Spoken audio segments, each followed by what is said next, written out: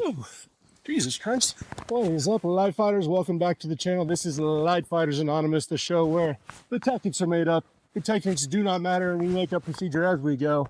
Thank you for tuning in. I always appreciate your view. As you can tell, we got some snow out here today.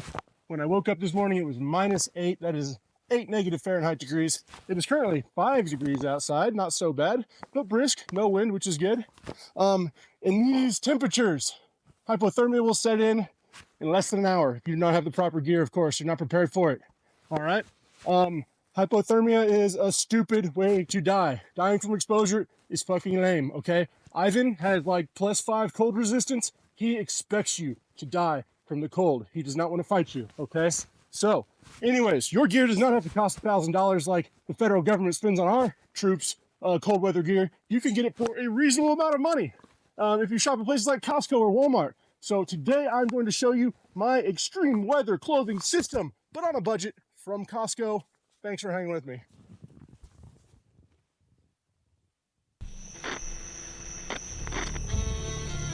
Eagle 2, this is Lightfighter 1-1. How copy, over. Contact! Contact! 1-1, this is Eagle 2, good copy, set traffic, over. What is up, Lightfighters? Welcome back. Thanks for hanging with me, guys. I'm going to download some gear here real quick.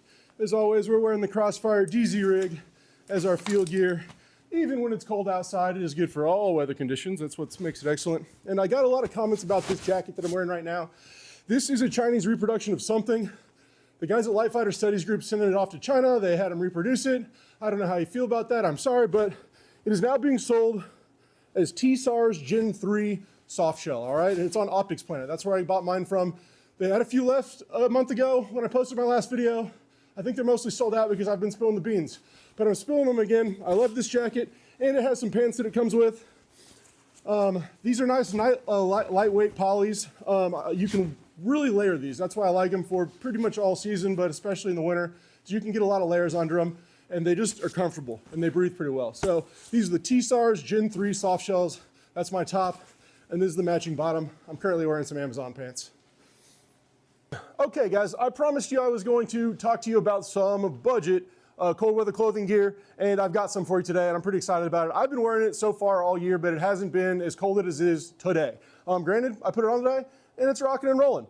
What I have here, I got all at Costco, and it is the 32 degree is the brand name that they sell for these 4 pieces. And I'm gonna go through these real quick because I'm kind of building up my own extreme cold weather system. But these Costco brand is excellent. First, they got a soak weight layer of bottoms and a soak weight layer of tops, all right? These are your level 1, your first layer. I think I got these both in a 2-pack, and I don't think I spent more than $25 on all 4 pieces, 2 bottoms, 2 tops. So that was like 25, maybe 30 bucks at the tops. I'm cheap as shit. When I see this stuff, it's like $11.99. I'm like, oh, that's a good deal for a 2-pack. So these could well less cost you, less than 30 for all those. The next layer I like to wear is just kind of a good base layer. I'll wear a flannel shirt. I'll wear my tactical shirt.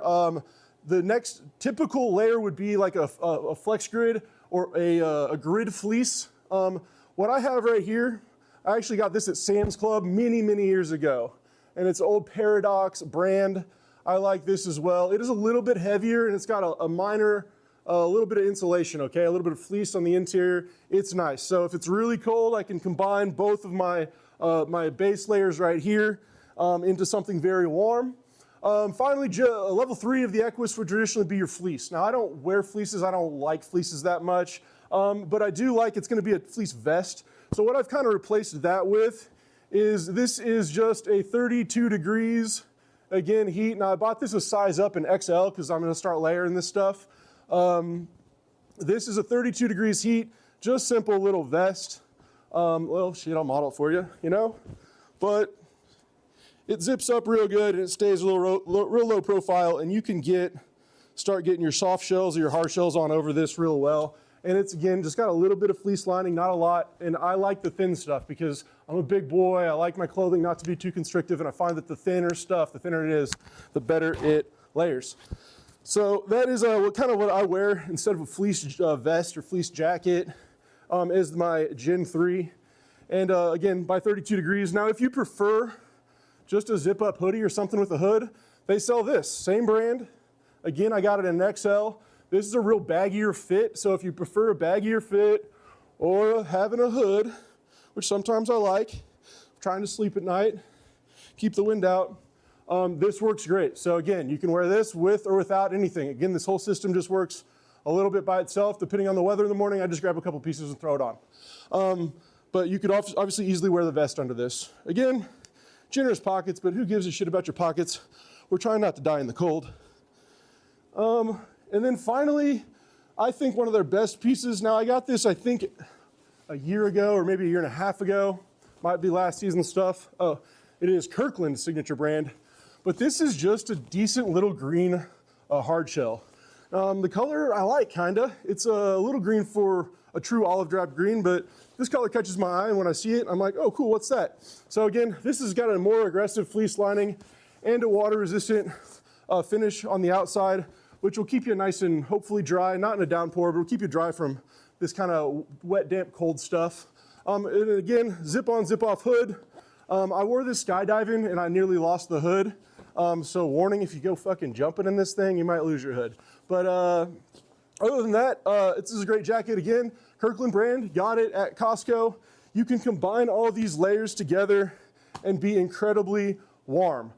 Now, when it comes to pants, I typically like the more field grade pants, so I'm not buying my pants at Costco, but they've got good all-weather pants at Costco too, I promise you that. They've got some good line stuff.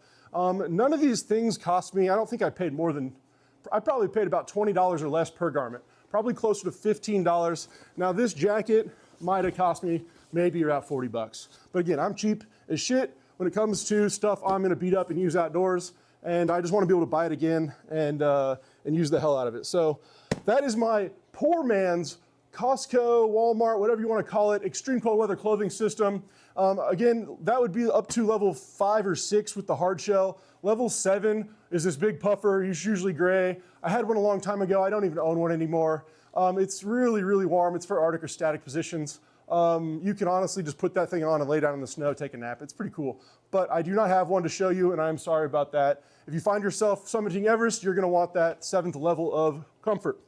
Now, on to some other items that I always encourage you to wear when it's super cold, and I've found great joy in. Obviously, the scarf or the shemagh is an excellent choice, and I like to combine that with some sort of face wrap that really gets your face out of the wind, especially when it's windy. Today, it's not so bad, so I didn't need it, but I had it if I needed it. Also, the fleece watch cap. You can't survive all winter in a baseball cap like I want to. The fleece watch cap is a godsend. Combine this with a hood, and you've now got some actual warmth for your head. Over on this side, I've got a couple other options. These are fleece gaiters that I got, again, at Costco. And I got these in a 2-pack for very cheap.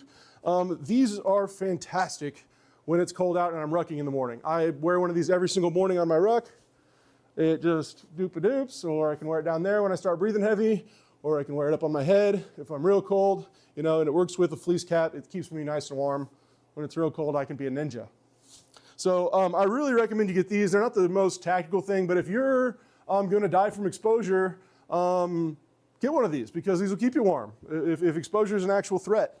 Other than that, guys, those accessories are pretty good. Now, even I switched to the wool socks in the winter time because cotton does kill, believe it or not, and cotton does not dry very well.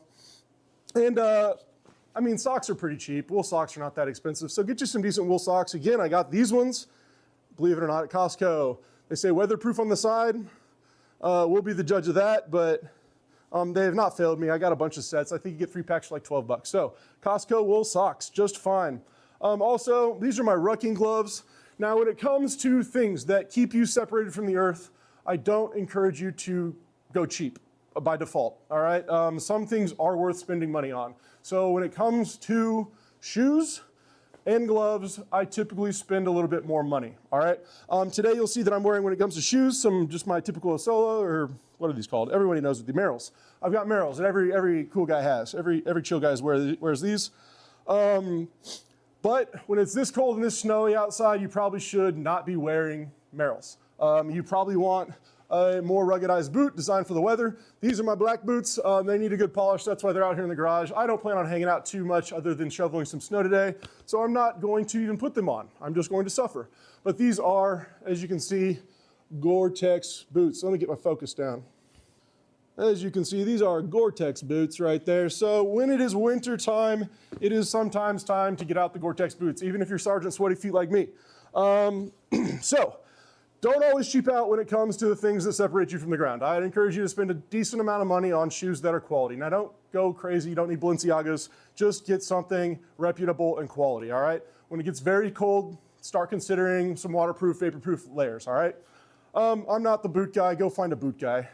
Also, gloves separate you from the earth, and gloves can be important because they keep your fingers functional, and we need our fingers to feed ourselves, fight, and do all sorts of cool other things that begin with F's. Now, when it comes to wintertime, I encourage you to have a waterproof insulated glove, okay? Now, that comes in many shapes and forms. It can be mittens, it can be gloves. Mittens are warmer than gloves. Find out what works for you.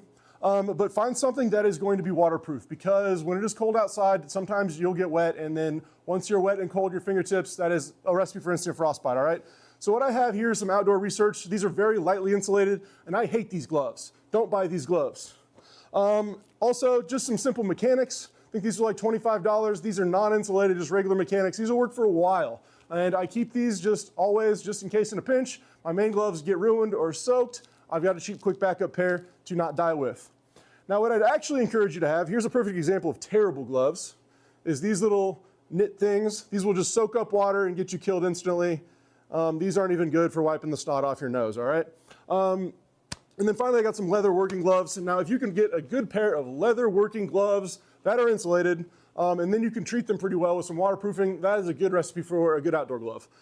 So I still need to go get some leather insulated working gloves, but currently I'm just using these way overpriced outdoor research gloves because I got them on a rebate, or I think they were, I think actually I'd ruined my other ones and they were warranted, but I do not like them, so don't buy them. But when it does come to your gloves and your shoes, don't just completely cheap out. Find something that is, mid-range is what I usually do. Guys, I hope this was informative. I don't think I've got anything else for you today. Stay warm. It is freaking cold out there. Thanks for tuning in. Love you mothers, love you sisters. Rock on.